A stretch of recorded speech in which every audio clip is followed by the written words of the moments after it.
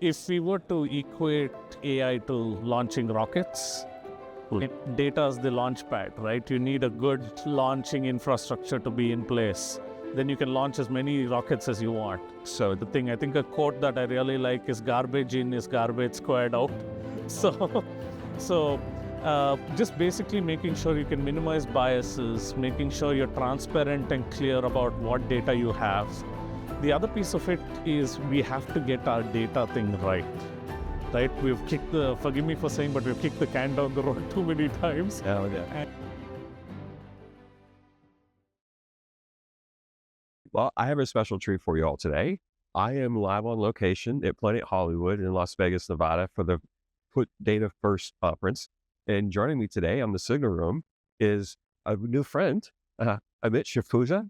He currently is a director of Data and AI Enablement for Walmart. And I'm really happy to be able to get to meet you and to meet you at such an important event where we're here talking about AI. We're talking about the currency of trust.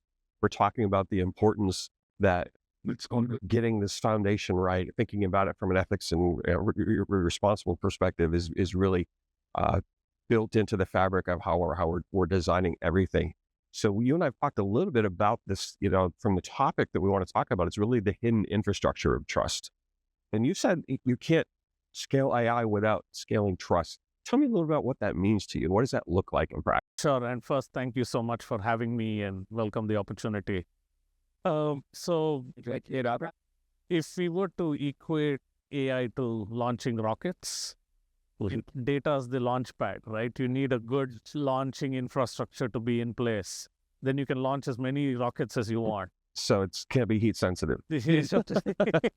Well, it depends how you define heat. But the thing is that since AI learn patterns from the data, you want to get that as right as possible in order to minimize things further on in the thing. I think a quote that I really like is garbage in is garbage squared out.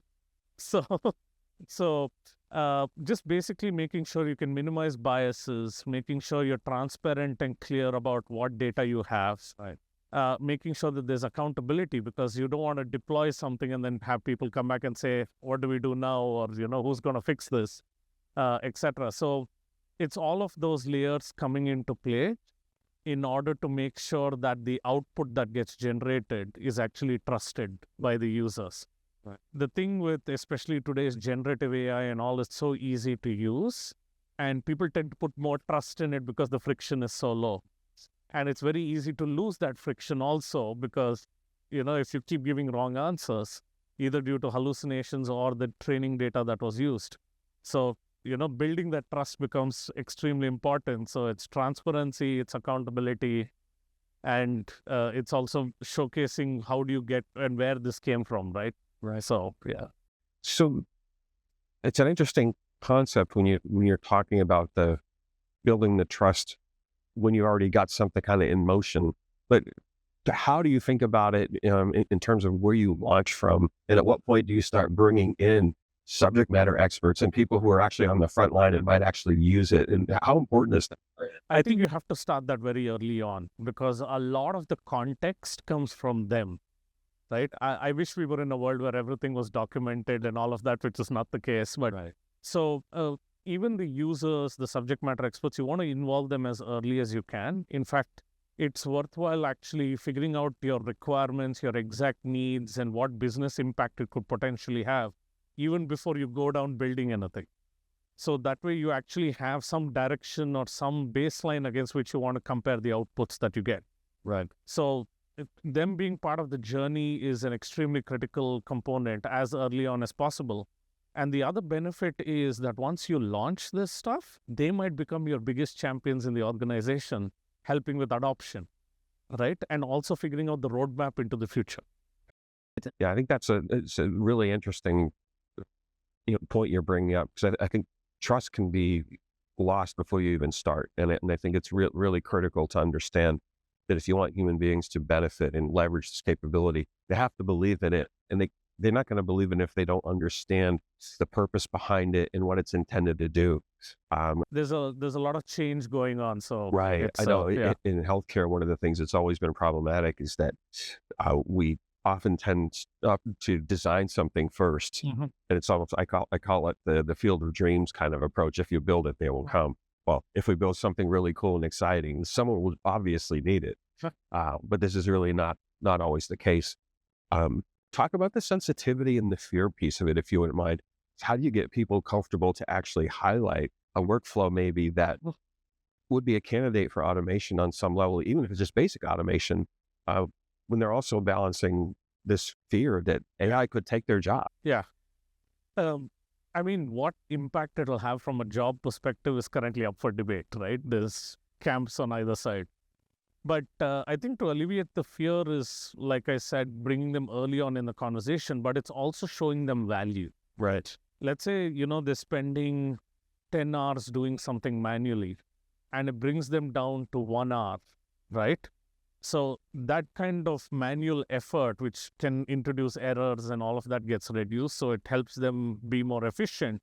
But also, I think it's good to have a conversation on what the saved time can be used for, right? I'm sure they have things that they want to improve. They have things that they want to do, or other challenges that their teams need to address, which can now be focused on because you're getting those efficiencies and the time. Now, that also means that people have to become some level of data literate and AI literate, right? Because that's the landscape, right? So the question then becomes, how do you support them? How do you help them transition and pick that up? Now, everybody doesn't need to know all the technical details, but they need to know at least a baseline of what an LLM is, what it can do, what's an agent, and stuff like that. So I think some of that time can be invested in upskilling and learning as well, so that, they're ready for the next thing, because you may not want to lose that subject matter expertise as well. So yeah, I think that combination is what will work. I think you're touching on something that I think people really need to be much more cognizant of. You can stay in the place where you're fearful, of course, and that's the natural tendency. But the reality is, you have the time now to take advantage of learning to use the capabilities for your own benefit. And I think AI will replace some jobs probably at some point, but what AI is not going to do, it's not going to replace people who have embraced AI and figuring out how to use it to their advantage and to be able to contribute at a higher level. So you mentioned something about saving time, which I think is something I want to pause on for a second and have you talk a little bit about. As a leader, oftentimes when some kind of a process improvement is implemented, there is some sort of an order that comes down from leadership around how that time is to be used. What's your advice to leaders as they're leading through this kind of transition around balancing hearing and listening to the workforce that are closest to the action versus maybe making some uninformed dictation of instruction on how to do that? So I think it's twofold. One, I think as people like us who are at the bridge between leadership and the people actually doing the stuff, it's good to bring them together to kind of showcase what, if possible, options are. But I think what's worked for us is prioritizing based on business value or business impact. If what comes from leadership, we can showcase that business impact and the need, then that takes priority. But if we can make a case using the feedback and, the examples that we have bottom up, that I think should take business priority for the same, right? And so it comes down to business value, right? So, and that there's only 4 of them. You can save time, you can save money, you can make money, or you can mitigate risk. Yeah. So it's just a question of bucketing it into that and having that messaging, right? So then it's neutral, it's transparent. You can have a conversation, you can tie it to goals that the organization has, Right. etc. Right? So that happens. So, but what I found is a lot of the top-down stuff is more in terms of, hey, we need to transition towards this or adopt this. It's not so much do this. Right. Yeah. Well, I want to talk about the trust thing just a little bit more. So trust is something that typically takes time to build. As you're working through something I'll say disruptive, because it tends to It feel is that way, disruptive, right? Um, what are the early warning signs that we should look for where maybe trust is starting to erode a little bit? So, now, I'll tell you a little bit more about what's behind that, but I'd love to hear your Sure. thought. I think some of it is just reactions that you're getting, right? If you're keeping stakeholders in the loop frequently, you build a prototype, you get feedback and all that. uh, you just the signals you get in terms of usage, in terms of feedback, the quality of the feedback.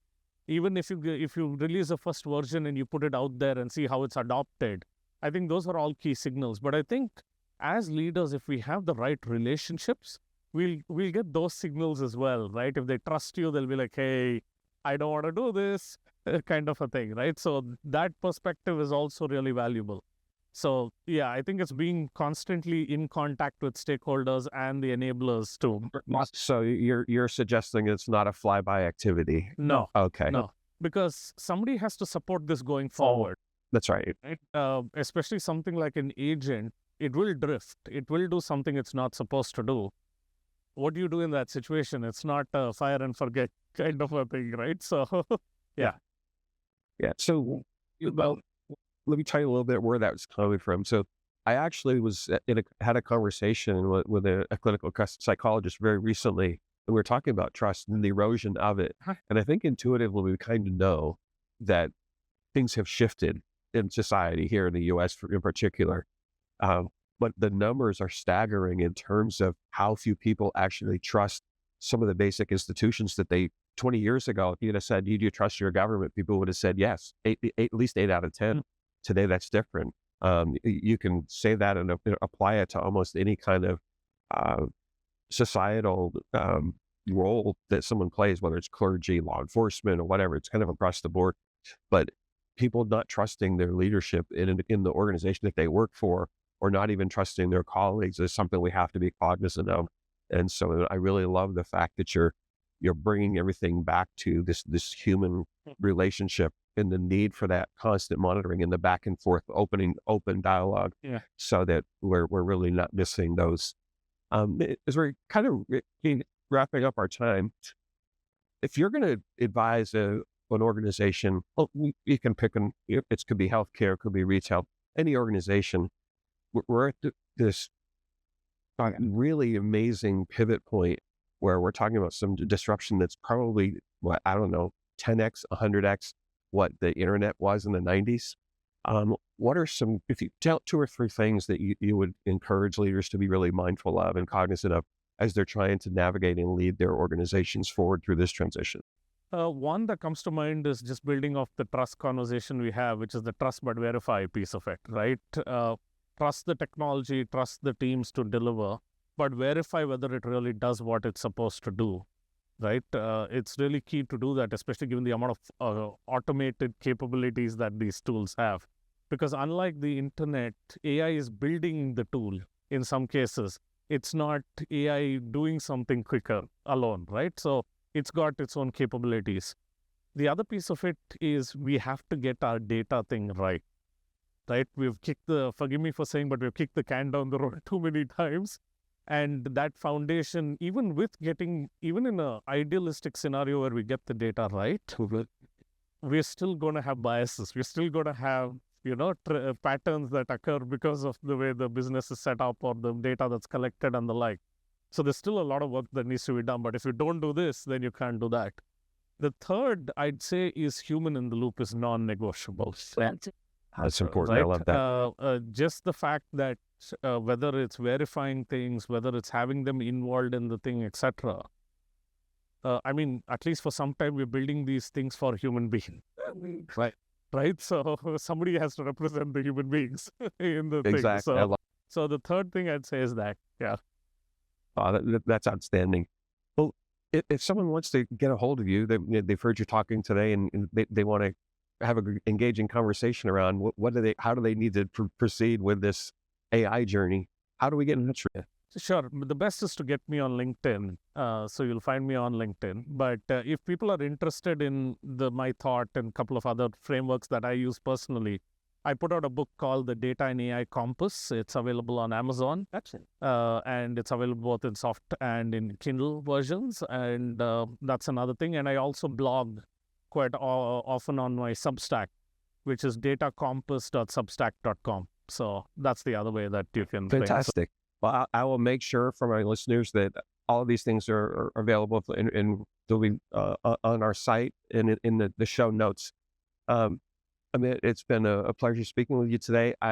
excited about this event. I think we're going to have some more fun and It's great already been a learnings. good start. So yes, It has. So thanks again Thank for you being so on the much. Signal Room. Thank Appreciate you. you. Appreciate it. That's it for this episode of The Signal Room. If today's conversation sparked something in you, an idea, a challenge, or a perspective worth amplifying, I'd love to hear from you. Message me on LinkedIn or visit signalroompodcast.com to explore being a guest on an upcoming episode. Until next time, stay tuned, stay curious, and stay human.